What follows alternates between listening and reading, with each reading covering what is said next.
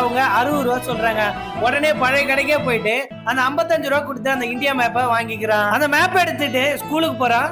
Principal ரூம்ல பழைய map இருக்கும். அந்த மேப்பை கழட்டிட்டு இந்த மேப்பை மாற்றான். இந்த மேப்போட விலை 80 ரூபா அப்படின்னு சொல்லி பில்ல காட்டி பிரின்சிபல் கிட்ட அந்த 80 ரூபாயை வாங்கிக்கிறான். ஸ்கூல் முடிச்சதும் அந்த 80 ரூபா காசை வச்சு நியூஸ் பேப்பர் வாங்கி போடலாம் அப்படின்னு சொல்லிட்டு முடிவு எடுக்கிறான். அந்த 80 ரூபாய்க்கும் போய் நியூஸ் பேப்பர் வாங்குறான். அவரு நீ அம்பானி ஆவப்பா அப்படின்னு சொல்லிட்டு ஒரு 10 ரூபா அவங்க கையில கொடுக்குறாரு.